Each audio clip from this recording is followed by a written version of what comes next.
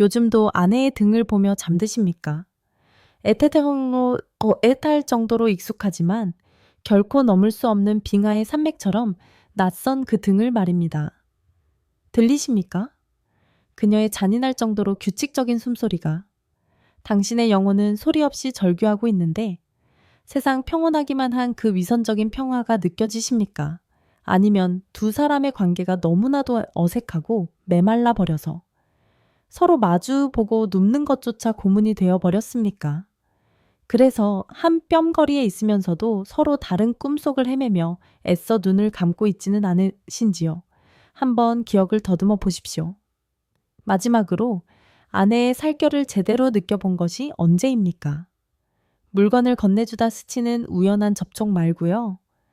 당신의 손가락 끝이 그녀의 매끄러운 피부 위를 미끄러지며 그 온기를, 그 떨림을, 그 피부 아래 살아 숨쉬는 전류를 느꼈던 진짜 살과 살의 교감을 말입니다. 마지막으로 그녀의 목덜미에 코를 묻고 그 익숙한 향기가 욕정과 뒤섞여 치명적인 아편이 되었던 그 순간은 또 언제입니까? 만약 지금 당장 머리를 쥐어짜내도 도무지 기억나지 않는다면 당신은 이미 당신 자신도 모르는 아주 깊은 곳에서부터 외로웠던 겁니다. 당신은 이미 오래전에 당신의 결혼 생활 속에서 임상적으로 사망 선고를 받은 겁니다. 옆에 누군가 있다는 사실은 이제 더 이상 위안이 아닙니다. 그것은 고문입니다. 그녀의 존재 자체가 당신이 잃어버린 것들, 당신이 더 이상 아닌 그 남자에 대해 끊임없이 상기시키는 잔인한 알람입니다.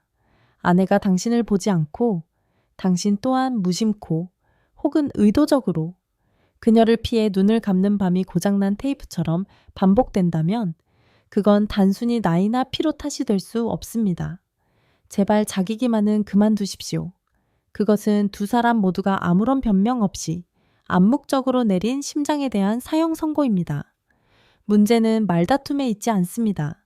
문제는 몸이 먼저 멀어졌다는 데 있습니다. 몸은 언제나 진실을 말하고 두 사람의 몸은 서로 대화하기를 멈췄습니다. 그리고 그 살과 살의 거리는 만마디의 악담보다 훨씬 더 빨리 심장을 베어내고 모든 욕망을 말려 죽입니다. 그렇게 우리는 이별의 말 한마디 없이 바로 우리의 침대 위에서 서로의 손을 놓아버린 겁니다. 알아차리셨습니까? 결혼의 죽음은 이혼 서류 한 장이 아닙니다. 그것은 두 육체의 침묵입니다. 상대의 향기가 더 이상 당신을 흥분시키지 못할 때입니다. 상대의 온기가 그저 온도로만 느껴질 때입니다. 그리고 그녀의 가장 깊은 곳이 더 이상 당신 때문에 젖지 않을 때입니다. 당신은 여전히 남자입니다. 아무리 잊으려 발버둥 쳐도 당신의 다리 사이에는 늘 그 본능이란 것이 존재합니다. 그런데 왜 그 적나라한 진실을 스스로 부정하며 살고 계십니까? 무엇이 두려우십니까? 당신의 그것이 더 이상 예전처럼 당신이 원할 때마다 맹수처럼 포효하며 단단해지지 않기 때문입니까? 젊은 시절처럼 오래 그녀가 기진맥진하여 신음할 때까지 버티지 못하기 때문입니까? 그녀가 등을 돌리기도 전에 그녀의 실망한 눈빛을 마주할 것이 두려워 먼저 등을 돌려버린 적은 없으십니까? 당신은 그녀의 거절보다 자기 몸이 자신의 욕망을 배신하는 그 무력감을 더 두려워하는 겁니다. 자신의 나약함을 더 두려워하는 겁니다. 그렇지 않습니까? 솔직해지십시오. 그녀가 다가오지 않는다고요? 아니면 당신 스스로가 두려움으로 벽을 쌓아 올렸고 그녀는 그저 더 이상 그 벽을 넘어오려는 시도를 포기한 것은 아닐까요? 어쩌면 그녀 역시 같은 두려움 속에서 당신을 기다리고 있는지도 모릅니다. 어쩌면 그녀 역시 당신에게 점령당하고 채워지고 당신으로 인해 녹아내리던 그 감각을 미치도록 그리워하고 있는지도 모릅니다. 어쩌면 그녀 역시 자신의 남자가 불과 몇 걸음 앞에서 시체처럼 차갑게 누워있는 동안 욕실에서 스스로 욕구를 해결해야 하는 그 비참함에 진저리를 치고 있는지도 모릅니다. 어쩌면 그녀 역시 당신 안의 수컷 짐승이 깨어나길 소리 없이 절규하며 기다리고 있는지도 모릅니다. 그런 생각을 해본 적은 있으십니까? 아니면 그저 자기 연민에 빠져 허우적대고만 계셨습니까? 당신이 한때 개걸스럽게 빨고 부어오를 때까지 물어뜯던 아내의 그 입술이 이제는 너무나도 아득하게 우주 저편에 있는 것처럼 느껴집니다. 그리고 우연히 손가락 끝만 스쳐도 마치 사춘기 소년소녀처럼 둘 다 어색하고 조심스러워집니다. 당신의 결혼 생활, 과연 아직 살아있다고 당당하게 말할 수 있습니까? 아니면 그저 합법적인 동거, 두 사람이 룸메이트가 되어 청구서와 침묵의 식사를 공유해야 하는 경제적, 의리적 계약 관계일 뿐입니까? 당신은 아직 당신들이 부부라고 믿습니까? 아니면 한 지붕 아래 사는 타인이라는 사실을 받아들였습니까? 새벽 3시, 온 세상이 잠든 시간에 스스로에게 그 질문을 던져보십시오.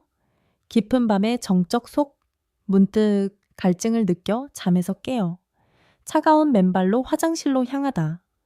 누런 불빛 아래 거울에 비친 자신의 모습, 피곤한 눈, 걱정의 주름살이 가득한 한 남자를 보고 침대로 돌아와 등을 돌리고 잠든 아내를 보았을 때 설명할 수 없는 칼날처럼 날카로운 외로움이 덮쳐와 심장을 옥죄다면 당신은 지금 아주 중요한 선택의 기로에 서 있다는 것을 아셔야 합니다. 이 부패를 계속 견디시겠습니까? 자신의 집에서 유령처럼 살아가며 욕망마저 완전히 죽어버릴 때까지 기다리시겠습니까? 아니면 싸워서 되찾으시겠습니까? 당신의 본능을 되찾고 몸의 리듬을 되찾고 한 남자로서의 권리, 욕망하고 욕망받을 권리를 되찾으시겠습니까? 당신의 아래에서 터져 나오는 아내의 축축한 신음소리를 다시 들을 권리, 바로 당신이 안겨준 오르가슴에 경련하는 그녀의 몸을 느낄 권리를 되찾으시겠습니까? 선택은 당신의 몫입니다. 견디시겠습니까? 아니면 다시 한번 살아나시겠습니까? 많은 부부들, 아니 거의 대부분의 부부들은 폐경이라는 두 글자를 완벽한 핑계, 즉 자신의 침대 위에서 서로의 손을 놓아버리기 위한 견고한 방패로 삼습니다. 욕구가 예전 같지 않아. 몸이 예전 같지 않아. 너무 피곤해. 아파. 죽어버린 욕망을 위한 진홍곡처럼 지긋지긋할 정도로 익숙한 불평들이 반복됩니다.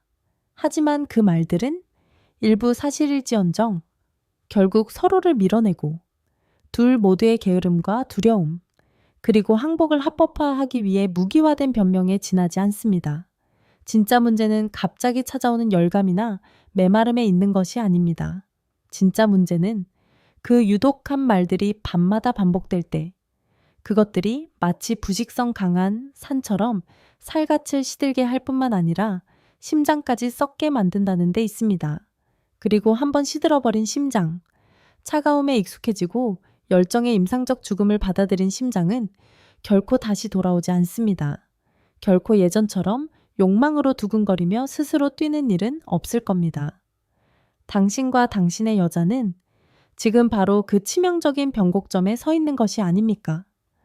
그 지점부터 모든 것이 무관심의 나락으로 브레이크 없이 곤두박질치는 바로 그 지점 말입니다. 하지만 다시 한번 잘 보십시오. 만약 그녀가 아직 당신 곁에 있다면, 만약 그녀가 아직 같은 침대에 누워 있다면, 만약 그녀의 몸이 비록 지친 온기일지언정 당신이 그 온기를 느낄 수 있는 거리에 아직 있다면 이것이 당신의 마지막 기회일지도 모릅니다. 머리카락 한 올처럼 위태로운 기회이지만 아직은 거기에 있습니다.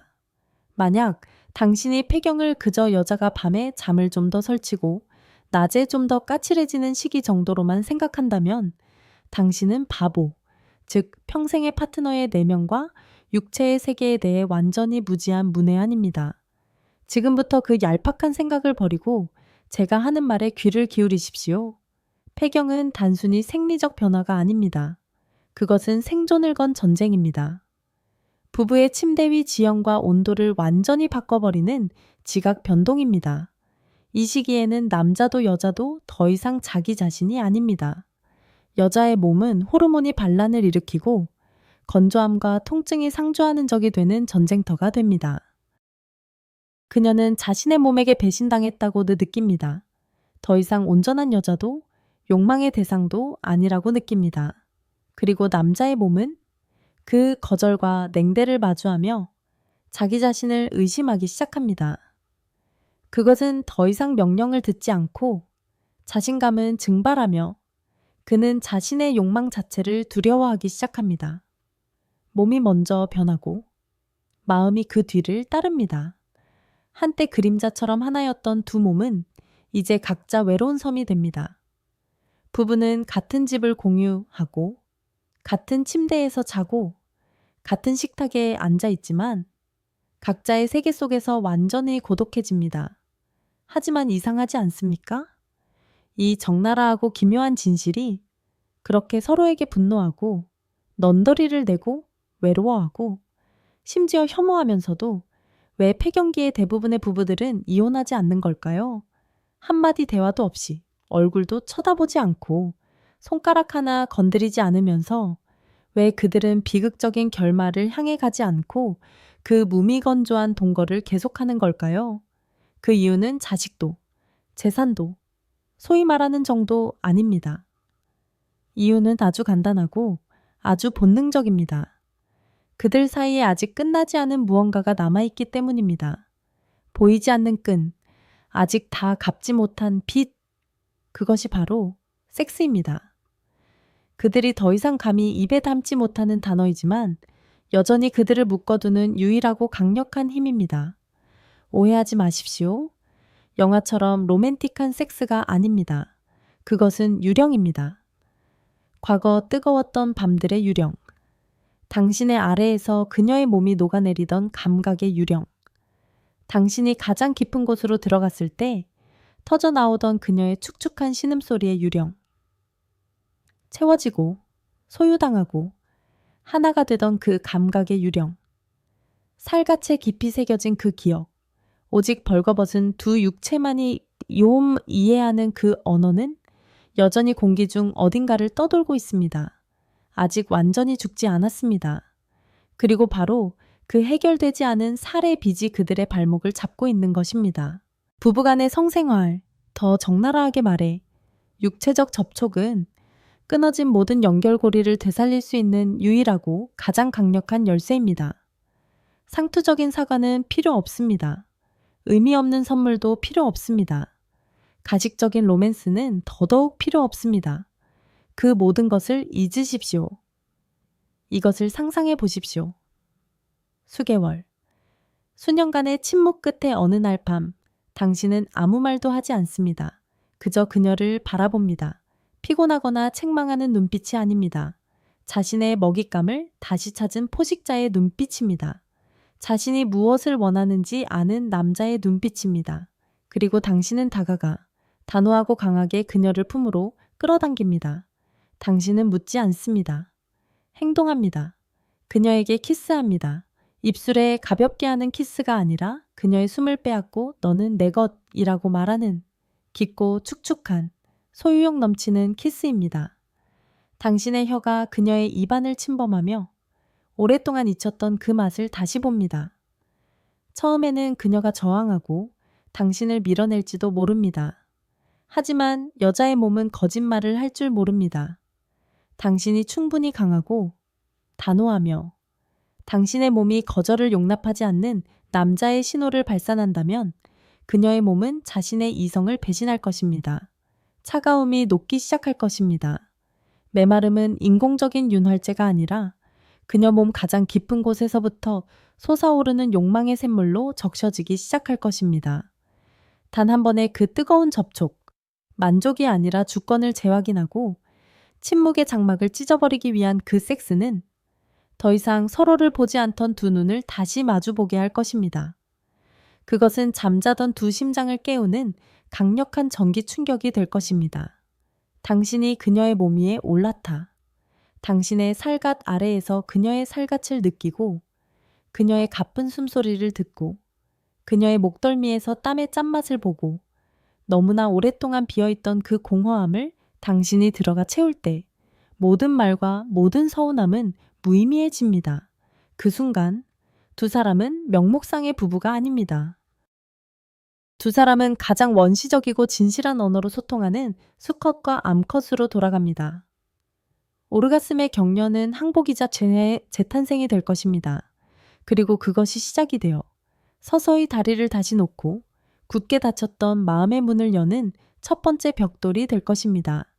폐경이 사형 선고가 되게 하지 마십시오. 그것을 전쟁으로 만드십시오. 그 전쟁의 보상은 단지 섹스가 아니라 두 사람의 남자와 여자로서의 본질 그 자체의 부활입니다. 이것은 감상적인 이야기가 아닙니다. 이것은 생물학입니다. 의학입니다. 수술용 메스처럼 차갑고 잔인한 적나라한 진실입니다. 여성이 폐경이라는 운명의 문턱을 넘을 때 그들은 단순히 늙어가는 것이 아닙니다. 몸속에서부터 고통스러운 탈피를 겪는 것입니다. 수십 년간 그들의 몸을 적셔온 생명의 수액이자 여성성의 호르몬인 에스트로겐이 갑자기 고갈됩니다. 풍요로웠던 정원이 한순간에 사막으로 변하는 것을 상상해 보십시오. 한때 따뜻하고 축축하며 매혹적인 동굴이었던 질점막은 이제 습자지처럼 얇아집니다. 욕망의 달콤한 꿀이었던 분비액은 이제 말라붙습니다. 매번의 마찰, 매번의 삽입 시도는 이제 황홀한 합일이 아니라 사포로 문지르는 듯한 쓰라린 고통이 됩니다. 그녀의 천국의 문은 지옥의 문으로 변해버렸고 한번 열려고 시도할 때마다 고통을 감내해야 합니다. 그것은 조물주의 극심한 배신입니다. 그리고 그것은 단지 표면적인 문제일 뿐입니다. 동시에 그녀의 감정은 거친 폭풍으로 변합니다. 당신이 물건 하나 사는 것을 잊었다는 이유만으로 흐느껴 울기도 하고 혹은 어떤 기쁨이나 슬픔도 느끼지 못하는 돌덩이처럼 무감각해지기도 합니다. 그녀는 거울 속 자신의 몸을 보며 낯설어합니다. 한때 생명력 넘쳤고 당신의 아래에서 몇 시간이고 신음할 수 있었던 그 여자를 더 이상 알아보지 못합니다. 그녀는 자신이 더 이상 여자가 아니라고 느낍니다. 자신이 고장났다고 느낍니다. 그리고 남자들, 당신들도 별반 다르지 않습니다. 남성성과 공격성, 그리고 욕망의 연료인 테스토스테론 수치가 떨어지기 시작하면 당신 안의 수컷 짐승도 무기력해집니다.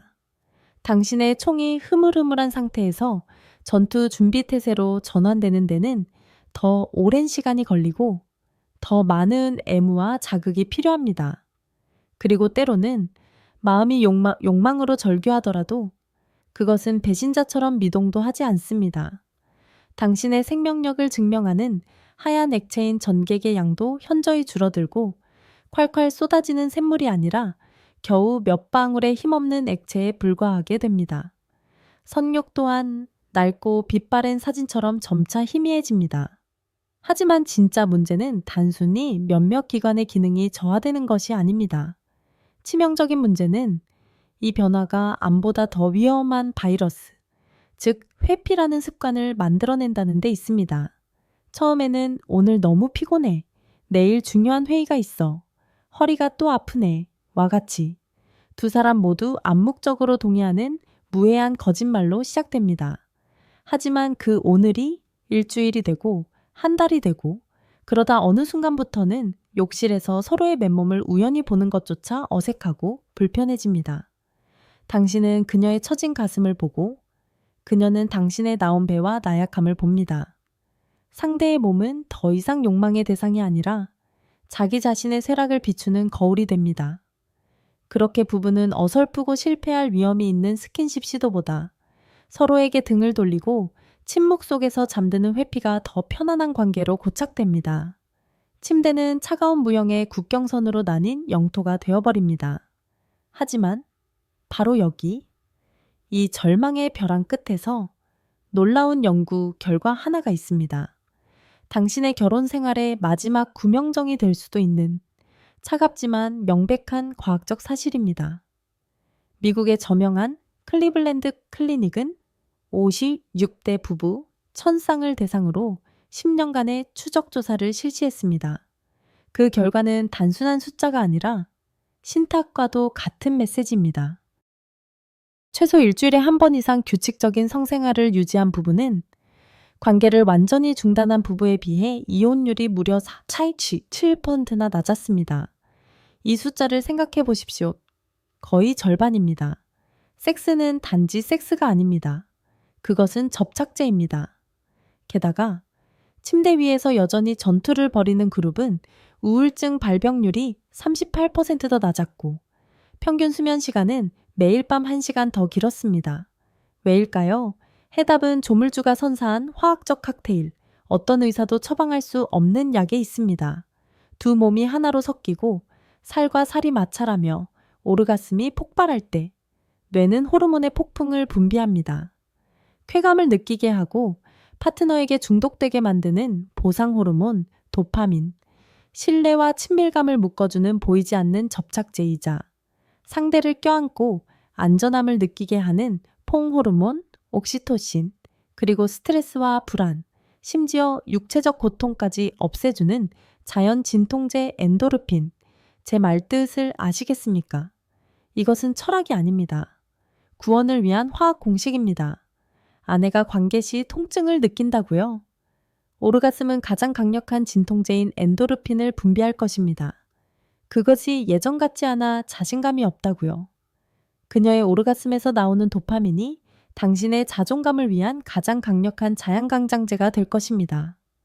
두 사람이 멀어지고 서로를 믿지 못한다고 느낀다고요? 땀으로 흠뻑 젖은 섹스 후의 옥시토신 폭풍이 심장의 모든 균열을 메우는 오브이 본드가 될 것입니다. 과학이 그것을 증명했습니다. 문제는 우리가 할 수 있을까가 아닙니다. 문제는 우리는 해야만 한다입니다. 그럼 어떻게 해야 할까요? 상투적인 로맨틱한 전의는 잊으십시오. 촛불과 꽃도 잊으십시오. 이 단계에서 당신들에게 필요한 것은 로맨스가 아닙니다. 필요한 것은 재정복입니다. 잃어버린 영토를 되찾기 위한 전쟁입니다. 남자, 당신이 시작해야 합니다. 두려움과 값싼 자존심은 내던지십시오. 어느 날 밤 그녀에게 다가가십시오. 하고 싶어 라고 묻지 마십시오. 그것은 가장 멍청한 질문입니다. 대신 행동하십시오. 그녀의 몸을 돌려 당신과 마주보게 하십시오. 구걸하는 눈빛이 아니라 그전의 사냥꾼의 눈빛으로 그녀의 눈을 깊이 들여다보십시오. 그녀가 돌아설 수 없도록 손목을 단단히 잡으십시오. 그리고 그녀에게 키스하십시오. 인사를 위한 키스가 아니라 침략을 위한 키스입니다. 당신의 혀로 그녀의 입술을 열고 안을 휘저으며 그녀의 숨을 빼앗으십시오. 그녀가 당신의 단호함과 거부할 수 없는 욕망의 맛을 보게 하십시오. 그녀의 잠옷을 찢어버리십시오. 당신의 손이 한때 속속들이 앓았던 그 몸을 다시 탐험하게 하십시오. 더 이상 탄력이 없을지라도 그녀의 가슴을 주무르고 굳어진 유두를 애무하며 잠든 신경을 깨우십시오. 당신의 입이 아래로 내려가게 하십시오. 부끄러움은 잊으십시오. 당신의 혀로 그녀의 사막을 적셔주십시오. 예전과 맛이 다를지라도 그녀의 맛을 보십시오.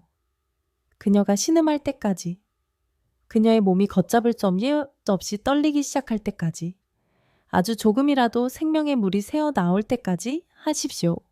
그것이 항복의 신호입니다. 그리고 그때, 오직 그때만 당신의 병사를 징역시키십시오. 천천히, 하지만 단호하게 그녀가 채워지는 느낌을 받게 하십시오. 당신이 그녀 안에 있는 동안 그녀의 눈을 보며 그녀의 남자가 돌아왔다는 것을 보여주십시오. 기계처럼이 아니라 짐승처럼 움직이십시오. 두 사람의 리듬을 다시 찾으십시오. 그리고 오르가슴이 찾아올 때 그녀와 함께 포효하십시오. 두 사람의 경련이 하나가 되게 하십시오. 그 전쟁이 끝난 후 서둘러 빠져나오지 나오지 마십시오. 그녀 안에서 가만히 있으십시오. 옥시토신 폭풍이 제 역할을 하도록 두십시오. 그녀를 껴안고 두 사람의 땀이 하나로 섞이게 하십시오. 그 침묵 속에서 어떤 말도 필요 없이 두 사람은 무언가가 치유되었음을 알게 될 것입니다. 한 번으로는 충분하지 않을 수 있습니다. 하지만 그것은 시작입니다. 이 결혼은 아직 죽지 않았다는 선언입니다. 그저 그녀의 남자가 자신의 몸으로 직접 심폐소생술을 할 만큼 용감해지기를 기다리고 있었을 뿐입니다. 여기까지 오셨다면 이제 느끼셨을 겁니다. 등골을 타고 내리는 그 서늘한 감각, 마치 누군가에게 찬물을 정통으로 얻어맞은 듯한 그 느낌을 말입니다. 우리 남자들은 너무나도 쉽게 나이라는 두 글자 뒤에 숨어버렸습니다. 우리 자신의 게으름과 두려움, 그리고 무력함을 정당화하기 위한 완벽한 핑계로 그것을 사용했습니다. 아내의 지친 몸을 보고 그녀의 눈 속 무관심을 보며 우리는 성급하게 결론 내렸습니다. 아, 늙었구나. 하지만 우리가 그토록 경솔하게 내던져버린 성생활이야말로 두 사람이 함께 폐경이라는 폭풍의 문턱을 넘을 때 그 어느 때보다 더 절실해지는 삶의 리듬 그 자체입니다. 그것은 더 이상 단순한 쾌락이나 본능적인 욕망의 문제가 아닙니다. 그것은 두 육체가 서로를 한 인간으로서 그저 죽음을 기다리는 룸메이트가 아니라 한 남자와 한 여자로서 느낄 수 있는 마지막 연결고리이자 유일한 언어입니다. 중년 부부에게 성생활은 저급한 욕정이 아니라 서로에게 바치는 최고의 존중입니다. 그것은 피곤한 의무가 아니라 자신의 성적 정체성을 잃지 않고 함께 늙어가기 위한 실천이자 신성한 의식입니다. 그리고 당신이 그 실천을 포기하는 순간, 당신이 등을 돌리고 살갗의 침묵을 받아들이는 순간, 그 부부는 더 이상 서로의 연인이 아닙니다. 그들은 그저 한 집에 살며 청구서와 침묵의 식사를 공유하는 두 늙은이일 뿐입니다. 여기에 실제 있었던 이야기를 하나 들려드리겠습니다. 당신의 지금 숨결보다 더 뜨거운 이야기입니다. 올해 58세인 이경수 씨는 서울 목동의 부촌에 사는 거대 그룹을 위해 거의 30년간 소처럼 일만 한 남자였습니다. 그는 대한민국 남자가 꿈꾸는 모든 것을 이뤘습니다. 지위, 돈, 안정된 가정, 그리고 1년 전 그는 자신의 성과를 누리기 위해 조기 은퇴를 결심했습니다. 그는 장밋빛 미래를 그렸습니다. 여행, 여유로운 아침, 그리고 가장 중요하게는 자신을 위해 묵묵히 청춘을 희생한 아내와 더 만회하는 시간을 보내는 것. 하지만 인생은 꿈과 같지 않았습니다. 자유를 만끽한 지 몇 달 후 예기치 못한 폭풍이 닥쳐왔습니다. 늘 온화하고 안정적이었던 그의 아내가 폐경 증상을 보이기 시작한 것입니다. 그녀의 감정은 예측 불가능한 롤러코스터가 되었습니다. 즐겁게 이야기하다가도 그의 무심한 말 한마디에 갑자기 서럽게 울음을 터뜨렸습니다. 혹은 사소한 일에도 날카롭게 신경질을 내며 집안을 전쟁터로 만들었습니다. 처음에 이경수 씨는 폐경이라는 두 글자를 떠올리지도 못했습니다. 그는 그저 아내가 변했다고만 생각했습니다. 그리고 솔직히 말해 그 자신도 특별한 욕망을 느끼지 못했습니다. 그것은 예전처럼 열정적이지 않았고 몸도 굼떠졌습니다. 그는 그저 아내의 변화를 시간의 당연한 결과, 너무 오래 함께 있어 어색하고 지루해진 관계의 귀결로만 여겼습니다. 그는 수동적으로 그것을 받아들였습니다. 그들은 여전히 같은 침대에서 잤지만 그들 사이에는 보이지 않는 차가운 공간이 있었습니다. 스킨십은 드물어졌습니다. 키스는 습관이 되었습니다. 그리고 섹스는 그것은 아득한 기억.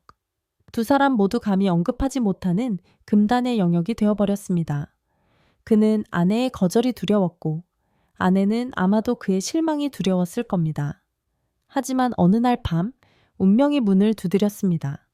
새벽 2시쯤 잠 못 이루던 그는 무심코 TV를 켰습니다. 그리고 한 건강 채널에서 부부의 폐경이라는 주제를 다루고 있었습니다. 처음에는 무심코 넘겼지만 익숙한 키워드들이 들려오자 그의 귀가 쫑긋 섰습니다. TV 속 의사가 증상 하나하나를 설명하기 시작했고 이경수 씨는 소스라치게 놀랐습니다. 마치 누군가 몰래카메라로 지난 몇 달간의 자신의 결혼 생활을 그대로 찍어 방송하는 듯한 기분이었습니다. 아내의 까닭 없는 분노, 얼음장 같은 무관심, 극도의 예민함, 남편의 무력감과 자신감 상실, 성적인 위축, 자기 자신과 상대방의 몸을 마주하는 것에 대한 두려움, 그가 겪고 있던 모든 것, 그가 관계의 자연스러운 노화 과정이라고 생각했던 모든 것이 사실은 그게 아니었습니다. 그것들은 모두 증상이었습니다. 두 사람의 몸이 절규하며 보내는 구조 신호였습니다. 그리고 그 순간 TV 화면의 푸르스름한 불빛 속에서 이경수 씨는 깨달음을 얻었습니다. 그는 시간의 희생자가 아니었습니다. 그는 어리석은 공범자, 자신의 여자가 보내는 신호를 읽을 줄 몰랐던 한심한 남자였습니다. 다음 날, 그는 아내에게 아무 말도 하지 않았습니다. 지금 이 순간 말은 무의미하다는 것을 알았기 때문입니다. 행동만이 답이었습니다. 그는 조용한 혁명을 시작했습니다. 상투적인 약속이 아니었습니다. 자기 자신을 뿌리부터 바꾸는 것이었습니다. 그는 매일 아침 걷기 시작했고 신선한 공기를 마시며 온몸에 피를 돌게 했습니다. 기름진 안주거리를 줄이고 테스토스테론 생성에 좋은 음식들로 식단을 바꿨습니다. 지구력의 열쇠를 쥔 골반저근을 강화하기 위한 간단한 운동을 시작했습니다. 몇 주가 지나자 그는 변화를 느꼈습니다. 몸이 가벼워졌습니다. 정신이 상쾌해졌습니다. 그리고 가장 중요하게는 생기가, 남자의 자신감이 서서히 돌아오는 것을 느꼈습니다. 그것이 아침마다 더 긍정적인 반응을 보이기 시작했고 그것은 희망찬 신호였습니다. 그리고 마침내 그는 주말 저녁을 선택했습니다. 촛불이나 꽃을 준비하지 않았습니다. 그는 자기 자신을 준비했습니다. 저녁 식사 후 그는 아내에게 말했습니다. 여보, 나랑 욕실에 같이 가. 아내는 놀랐고 눈에는 의심이 가득했습니다. 하지만 그의 목소리에는 그녀가 오랫동안 듣지 못했던 어떤 단호함이 있었고 그것은 그녀가 거절할 수 없게 만들었습니다. 욕실에서 그는 더 이상 아무 말도 하지 않았습니다. 그는 소중한 선물을 열어보듯 천천히 그리고 정중하게 직접 아내의 옷을 벗겼습니다. 그녀는 몸을 약간 떨며 가만히 서 있었습니다. 그리고 그도 자신의 옷을 벗었습니다. 아주 오랜만에 그들은 완전히 벌거벗은 채로 마주 섰습니다. 그는 그녀의 시선을 피하지 않았습니다. 그는 그녀의 눈을 똑바로 쳐다봤고 이내 그의 시선은 아래로 옮겨져 그녀의 몸을 감상했습니다. 청춘을 지나고 자신에게 두 아이를 낳아주고 주름과 처진 살이 생긴 한 여자의 몸. 하지만 지금 그의 눈에 그것은 쇠락이 아니었습니다. 그것은 익숙한 영토, 우린 시간의 걸작이었습니다. 그는 따뜻한 물을 받아놓은 욕조로 그녀를 이끌었습니다. 그는 그녀의 뒤에 앉아 그녀가 자신의 품에 기대게 했습니다. 그는 손으로 부드럽게 그녀의 머리를 감겨주었고 손가락을 머리카락 사이로 넣어 두피를 마사지했습니다. 그리고 비누를 이용해 천천히 그녀의 온몸을 닦아주었습니다. 어깨, 등, 그리고 더 아래로. 그의 손이 그녀의 가슴에 닿았을 때 그녀는 살짝 놀랐습니다. 하지만 그는 멈추지 않았습니다. 그는 부드럽게 주물렀고 이내 고개를 숙여 자신의 입으로 그녀의 유두를 머금었습니다. 그녀의 목에서 나지막한 신음이 새어나왔습니다. 그가 그토록 듣고 싶어 했던 소리였습니다. 그는 더 아래로 내려갔습니다. 그의 손이 배를 지나 그녀의 비밀의 정원으로 향했습니다. 그녀는 반사적으로 다리를 오므렸습니다. 그는 그녀의 귓가에 속삭였습니다. 힘 빼, 여보, 나만 믿어. 그는 잊혔던 민감한 지점들을 찾아 끈기 있고 능숙하게 손가락으로 애무하기 시작했습니다. 그리고 그녀가 긴장을 풀기 시작했다고 느꼈을 때 그는 고개를 숙여 자신의 혀를 사용했습니다. 그것은 헌신이었습니다. 지난 모든 무관심에 대한 무언의 사과였습니다. 그는 자신의 모든 부드러움과 갈망을 다해 그 메마른 땅을 적셔주었고 마침내 그곳에서 첫 달콤한 꿀방울이 새어 나오기 시작했습니다. 그녀의 몸이 떨리기 시작했고 신음은 더 이상 억제되지 않았습니다. 그녀는 욕조 가장자리를 꽉 붙잡았고 이내 강렬한 경련이 온몸을 훑고 지나가며 그녀는 절정에 이르렀습니다. 오르가슴 후 그녀는 거친 숨을 몰아쉬며 그의 품 안에서 몸이 완전히 흐물흐물해졌습니다. 그는 서두르지 않았습니다. 그는 그저 그녀가 진정될 때까지 안아주었습니다. 그리고 그는 그녀를 욕조에서 안아올려 몸을 닦아주고 침실로 데려갔습니다. 그는 그녀를 침대에 눕혔고 바로 이때 그는 비로소 자신의 병사를 출격시켰습니다. 그는 천천히 그녀 안으로 들어갔습니다. 더 이상 쓰라림은 없었습니다. 오직 채워짐과 하나됨의 감각만이 있었습니다. 그날 밤 그들은 한 번만이 아니라 여러 번 사랑을 나누었습니다. 마치 처음이자 마지막인 것처럼 사랑을 나누었습니다. 그들은 말이 아닌 가장 원시적이고 강력한 살갗의 언어로 서로를 다시 찾았습니다. 폐경과의 전쟁은 아직 끝나지 않았지만 그날 밤 이경수 씨는 더 이상 혼자 싸우지 않을 것임을 알았습니다. 그 한 남자가 돌아왔습니다. 그리고 그는 그의 여자와 함께 바로 그들의 침대 위에서 이 전쟁에서 승리할 것이었습니다. 그 쓰라리고 뒤늦은 깨달음의 순간 이경수 씨는 즉시 행동에 옮겼다. 한치의 망설임도 없었다. 오랫동안 쌓아온 두려움과 수치심은 자신의 여자를 다른 남자가 아닌 바로 자신의 무지와 비겁함 때문에 영원히 잃을지도 모른다는 더 큰 두려움 앞에서 하찮아졌다. 그는 조심스럽게 거의 몰래 하다시피 근처 비뇨기과에 진료 예약을 잡았다. 성공한 남자.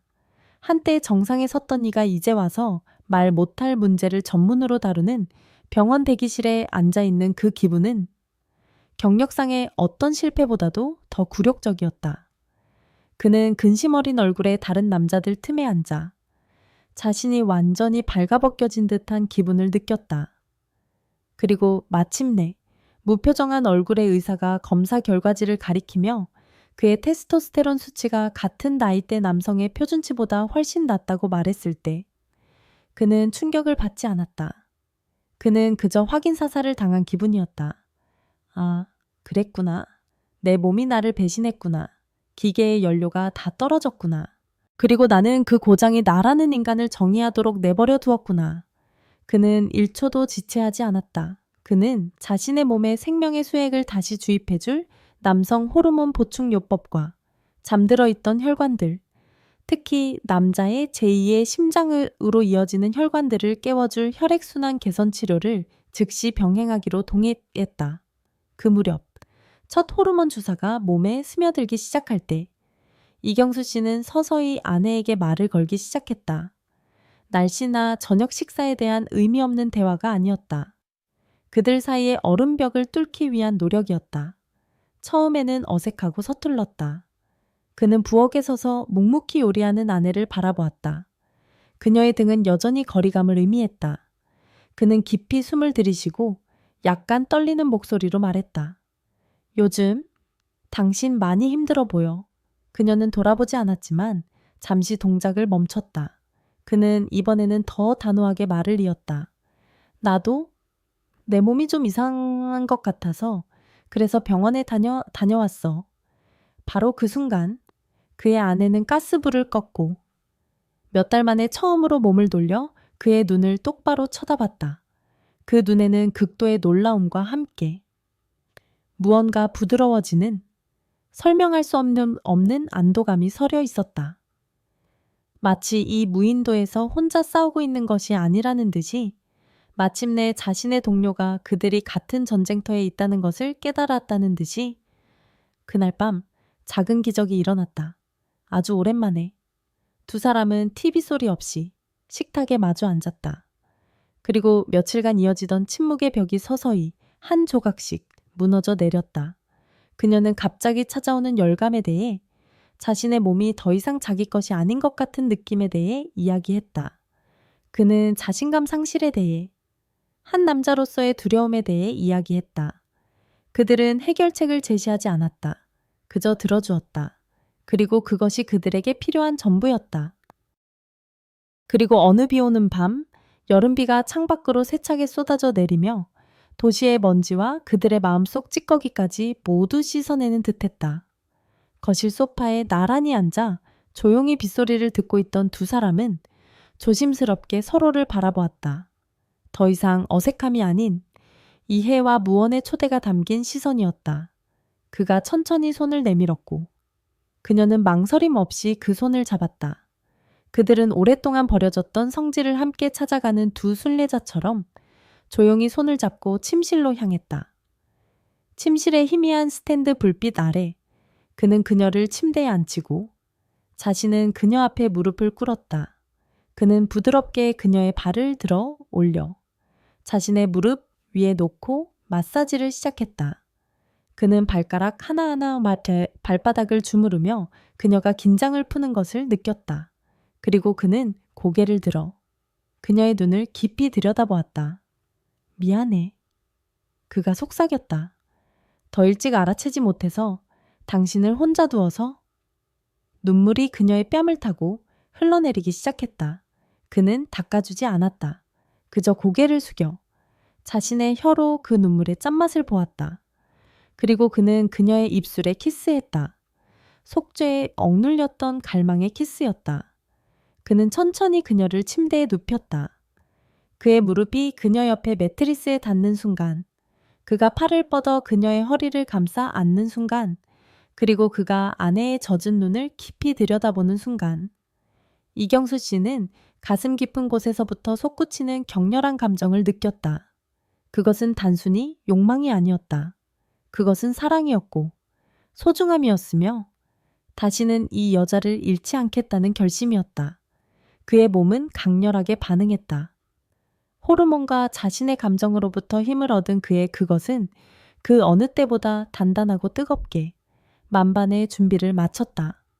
그의 아내도 조용히 팔을 들어 그의 목을 감싸 안으며 그를 더 가까이 끌어당겼다. 그녀는 흐느낌과 가쁜 숨결에 섞여 끊어질 듯한 목소리로 그의 귓가에 속삭였다. 다행이야. 날 아직도 좋아해줘서. 그 말은 비아그라보다 더 강력했다. 그것은 확언이었고 허락이었다. 그는 더 이상 주저하지 않았다. 그는 성질을 순례하는 순례자처럼 그녀의 온몸에 키스하기 시작했다. 목에, 쇄골에, 그리고 더 이상 탄력은 없지만 여전히 한없이 부드러운 가슴에 그는 자신의 입과 혀로 잠들어 있던 모든 영토를 다시 깨웠다. 그리고 그가 신비로운 삼각지대로 향했을 때 그녀는 더 이상 움츠리지 않았다. 그녀는 완전한 헌신으로 두 다리를 활짝 열었다. 그녀는 그의 이름을 신음했고 더 이상 억누르지 않는 그 신음소리는 방 안가득 울려 퍼지며 밖의 빗소리와 뒤섞였다. 그날 밤 그들은 아주 오랜만에 관계를 가졌다. 그것은 서두르는 섹스가 아니었다. 살과 살의 대화였고 서로를 재발견하는 과정이었다. 그는 그녀 안에 머물며 자신을 꽉 조이는 그녀의 축축한 수축을 하나하나 느꼈다. 그녀는 그가 사라질까 두려운 듯 허리에 다리를 단단히 감고 손톱으로 그의 등을 파고들었다. 그리고 두 사람이 동시에 절정에 이르렀을 때 동시적인 경련, 쾌감과 감정의 폭발 속에서 그는 짐승처럼 포효했고 그녀는 해방감에 소리쳤다. 모든 것이 끝나고 오르가슴의 여진이 여전히 온몸에 퍼져 있을 때 이경수 씨는 천장을 바라보았고 오랫동안 억눌렀던 뜨거운 눈물이 쏟아져 내리기 시작했다. 그의 아내도 옆에서 조용히 울고 있었다. 그들은 아무 말도 하지 않고 그저 살을 맞댄 채 눈물이 땀과 뒤섞인 채로 누워 있었다. 이유는 단 하나였고 두 사람 모두 잘 알고 있었다. 서로에 대한 감정이 식어서가 아니었다. 그들은 자신들의 몸이 멀어지도록 내버려 두었고 어리석은 오해와 보이지 않는 두려움이 두 마음 사이의 벽을 쌓도록 방치했던 것이다. 그날 밤 비는 모든 것을 씻어냈다.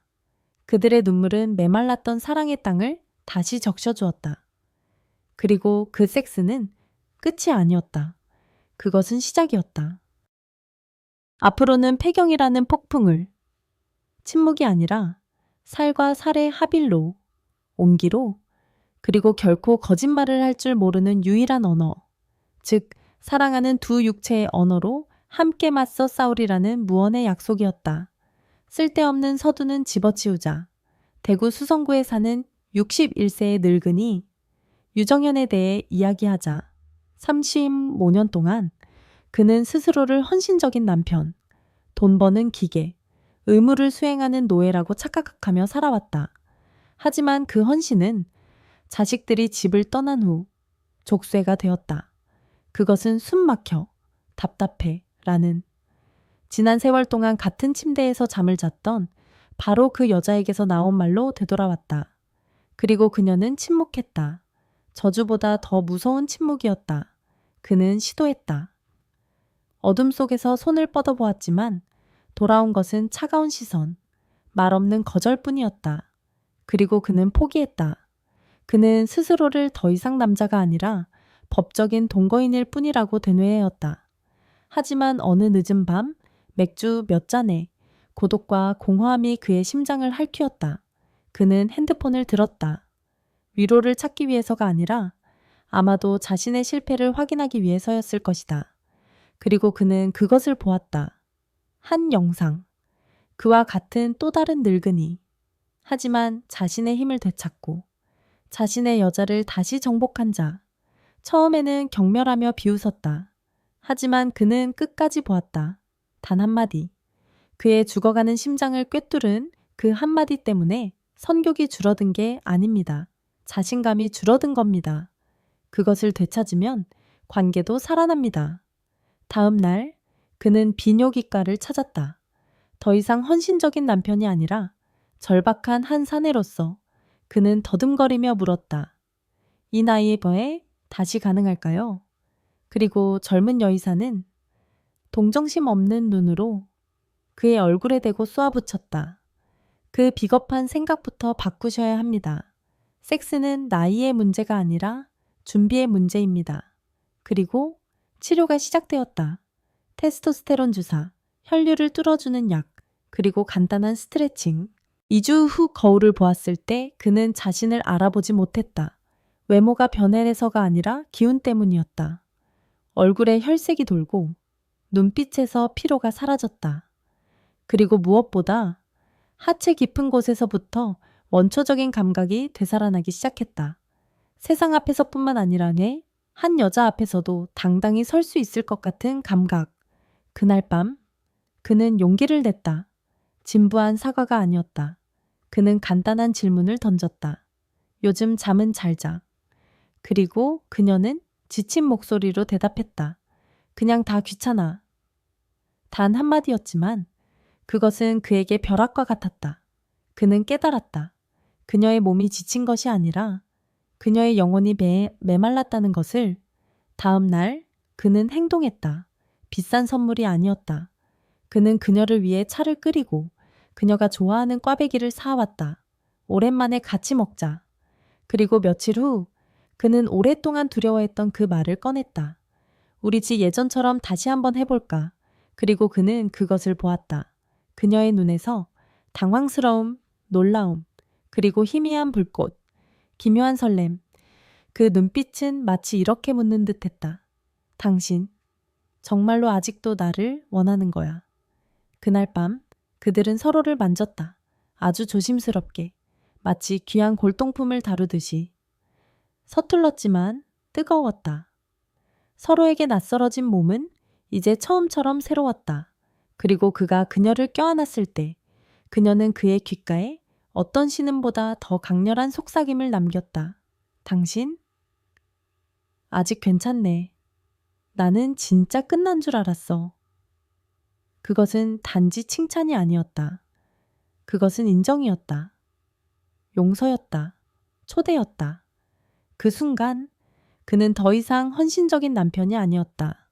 그는 남자로 돌아왔다. 돈이 아니라 바로 자신의 몸으로, 자신의 본능으로, 자신의 여자를 행복하게 해줄 수 있는 남자.